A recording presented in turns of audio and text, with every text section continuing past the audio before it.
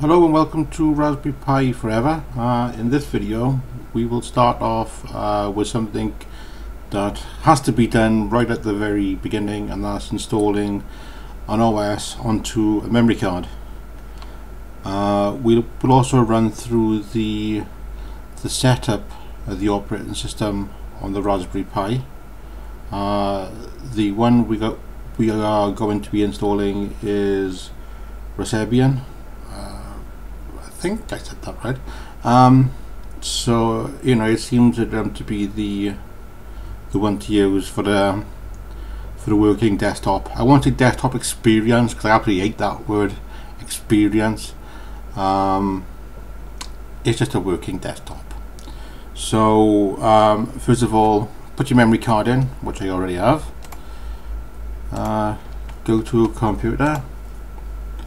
Use mine here. Even though it's empty, I'll show you anyway on how you format it. Format, you order in the default FAT32, nothing else. Quick format, and let's just format it.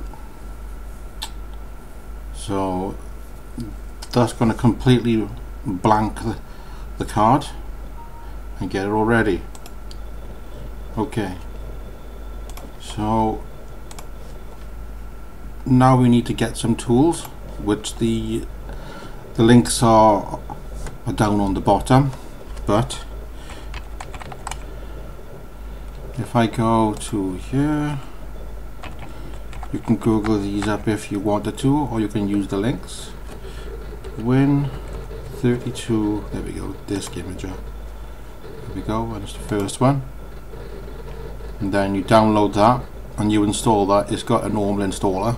I've already installed it anyway.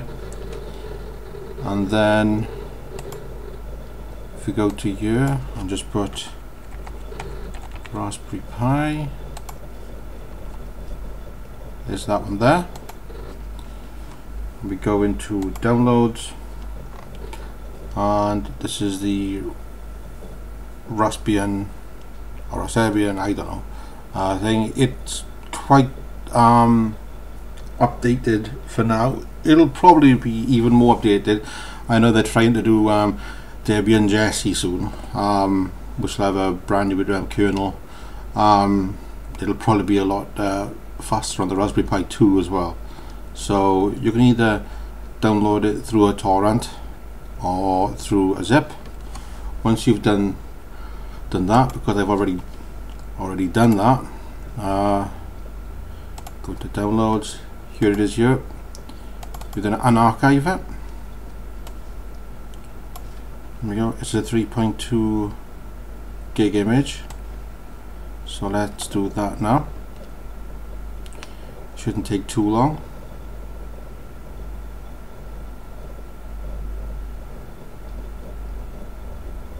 The actual setup of the operating system is pretty easy as well. I'll be using my phone over for that, of course, because I haven't got my capture device yet. So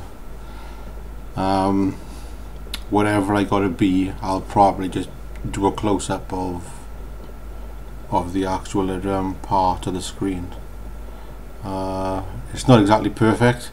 I may redo this video, especially if there's an update on this operating system, which I can definitely imagine there will be, especially to take advantage of the Raspberry Pi 2. I haven't had too many problems with the Raspberry Pi 2. It's worked really well. I'm waiting now for a brand new case, which will get the case will fit onto the back of the monitor, so it's out of the way. and then I'm going to start looking for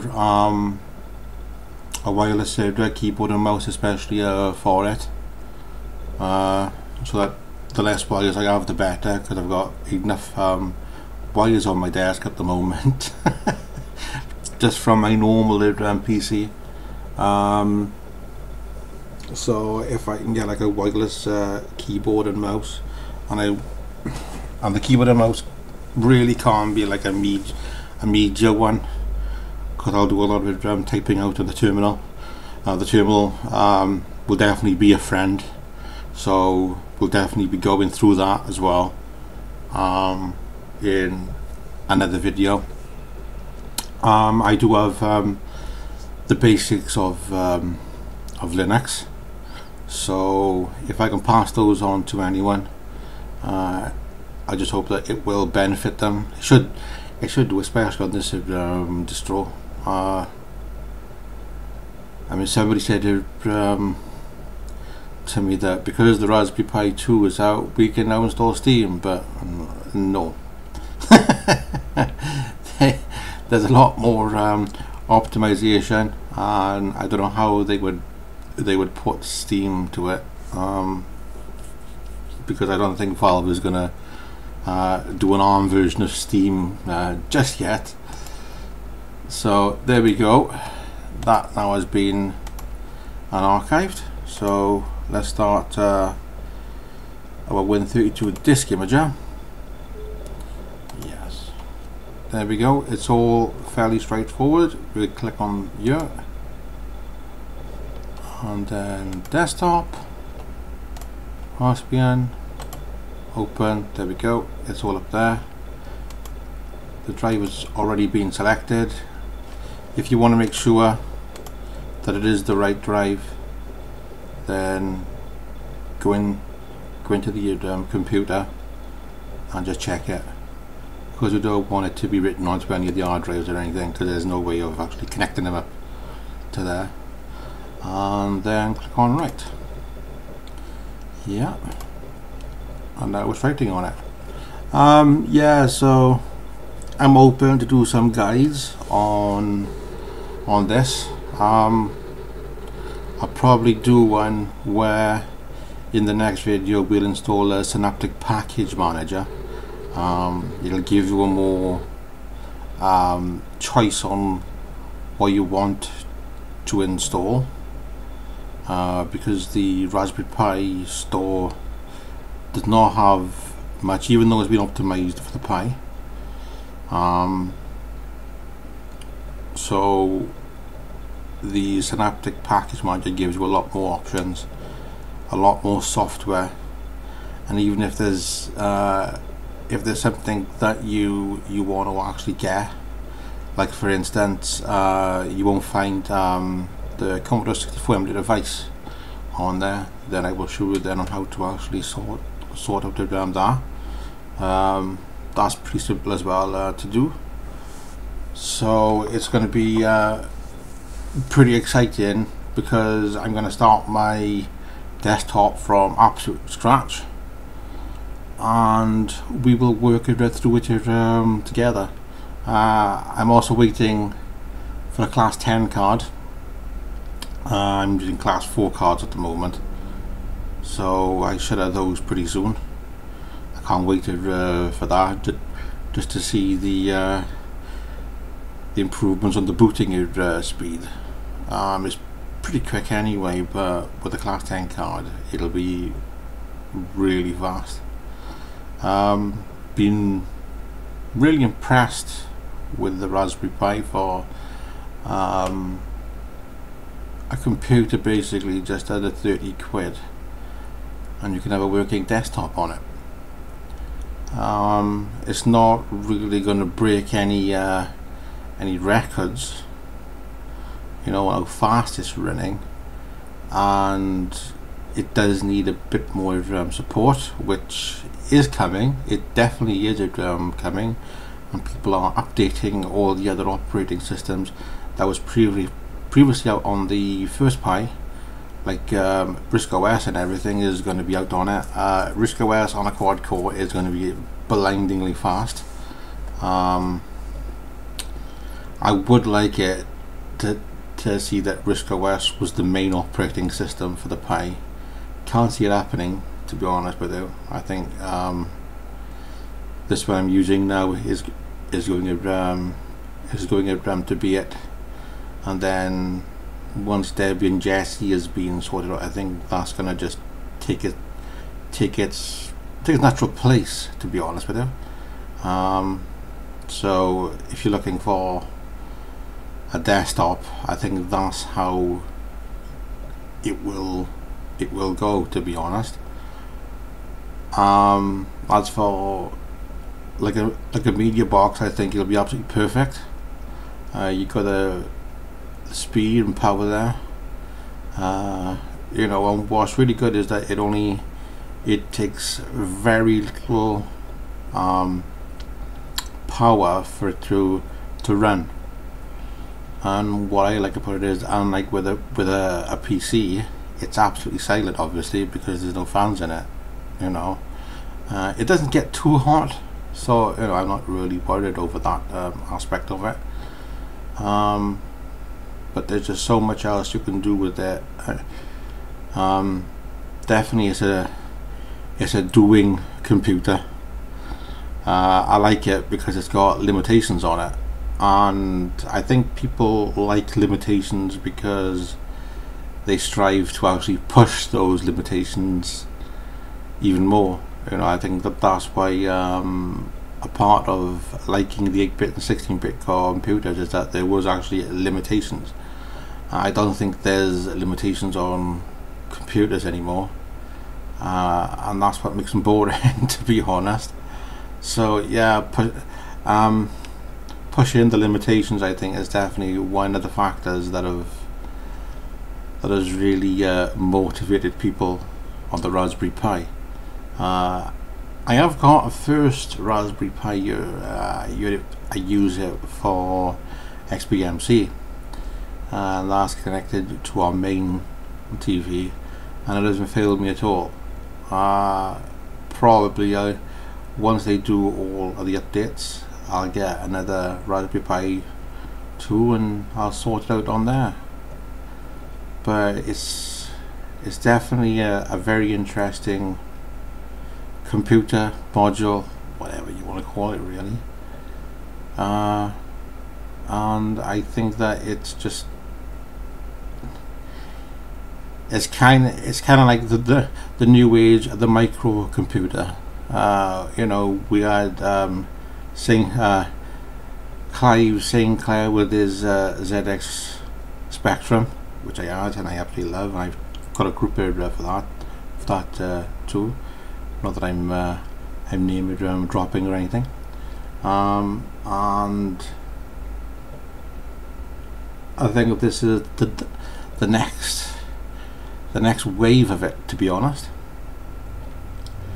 And I think there's exciting times. I'm definitely excited about it, and I haven't been excited about computers for years.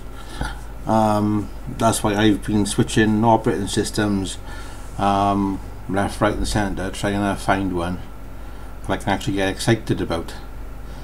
And it wasn't actually the operating system that I should have been looking about. It should have been the hardware. And this Raspberry Pi 2 has definitely made me excited. It's made me more motivated in computing. I mean, when I first had my Raspberry Pi 2, I coded in Python for the very first time. You know, I could have done it on my PC, but I really didn't want to, because I wanted the limitation, just to see how far I can actually push it, be it that I'm a complete noob on it anyway. It's definitely exciting at times. I think that more people will take it up now because of the power. Probably people will take it up thinking that Windows 10 is going to be a desktop environment. They're going to be sorely disappointed. But if they ever come across my guides or any other guides that explains on how you can run your Raspberry Pi as a desktop computer, maybe they'll keep it, you know, and it's not pushed in a drawer or on a shelf or sold on. Selling on, I do have a tendency on selling on the stuff I buy, but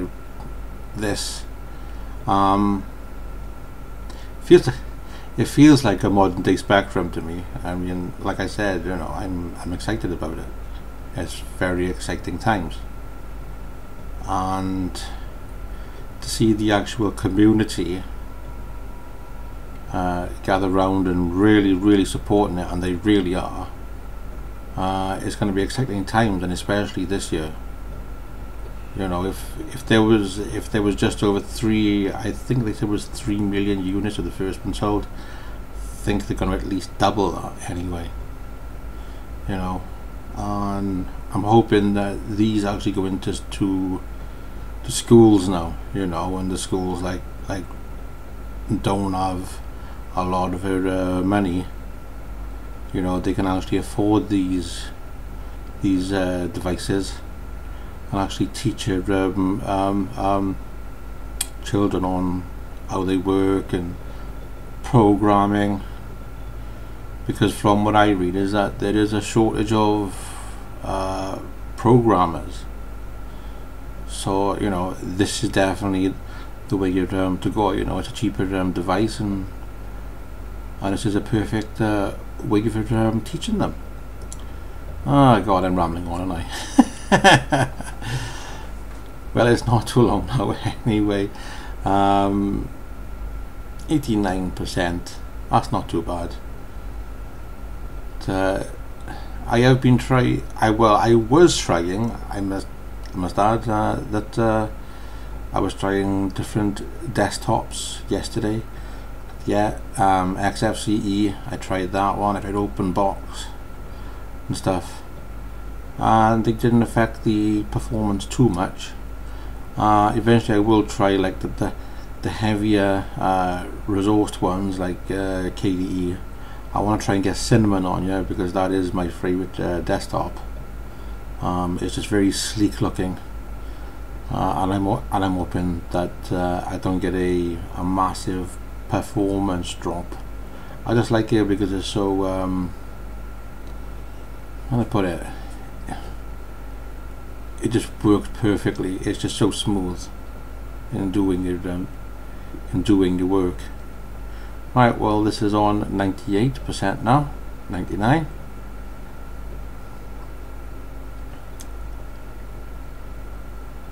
There we go. The write has been successful. So now that's all we got to do now. It's okay. Exit, and you can take your card out and put it into your Raspberry Pi. The next part will be with my my phone, so I hope it's not going to be too crazy. So let's have a look. Okay, so this is my Raspberry Pi 2. Some things got to get plugged into it. I already got my wireless network adapter for the internet, and I got a keyboard and mouse plugged in here. What we don't also need is an HDMI cable, something like that. So let's plug this in. It's going to be hard doing this with one hand, so excuse me for a moment. There we go. And the power for me is going to come from my computer. I don't have a proper power adapter yet. It's got to be 2 milliamps at least, and all of my ones I've got I think it's 0.5. It's 2 milliamps? No, it's 2 amps, sorry. And this is this, and this goes in there. So excuse me for the moment.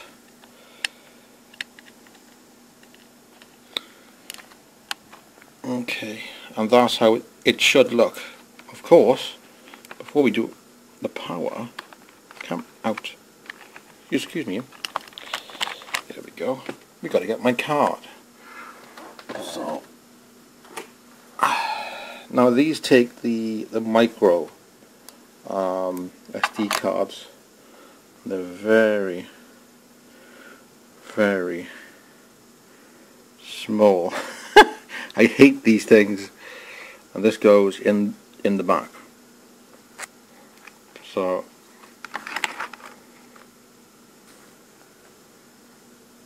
like I said, I should have a case for this soon, which will make things a lot easier. I should click in. There we go. Then we turn him around, put him up there, and we could have that part one we can open it. There we go. Then we push this in. Excuse me for the moment, I'm being rude. Now 1 year, I still got my. There we go. So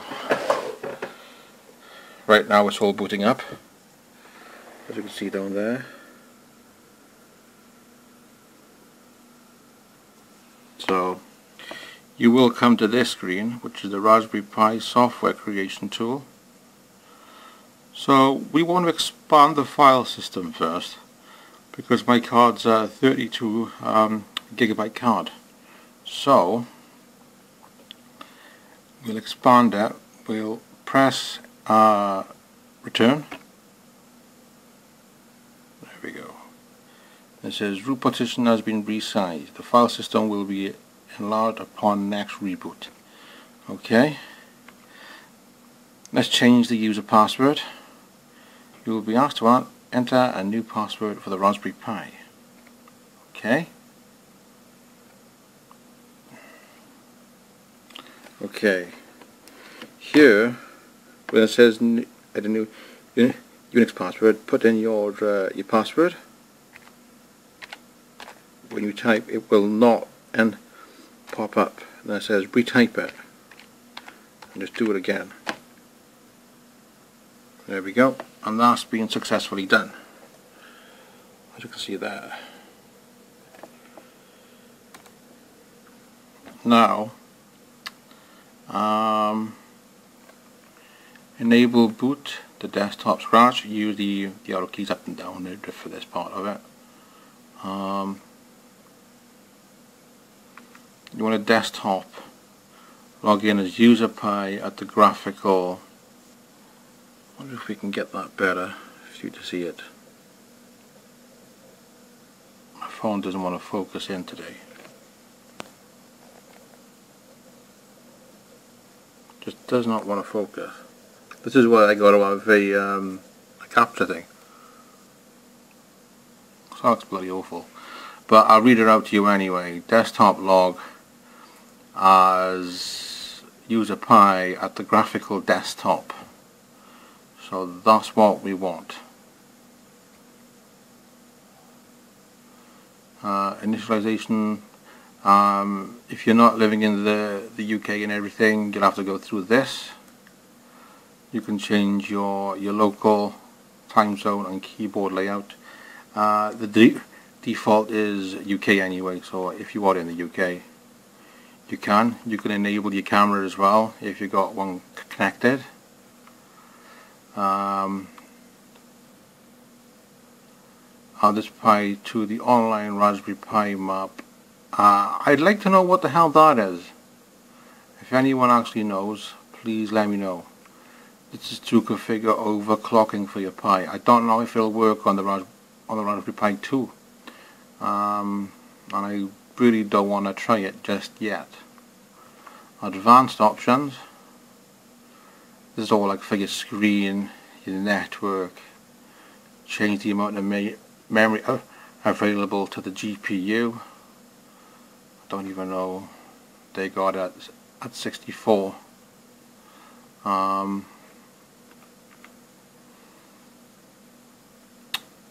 I'm gonna risk it and just say 256. What else is enable or disable remote command line access? I don't know much about these these options, to be honest with you. Force audio through HDMI, right, click on that, and then you want to force it through the 3.5 headphone jack if you're going to use that one, which I am, because this is a monitor and it has no speakers.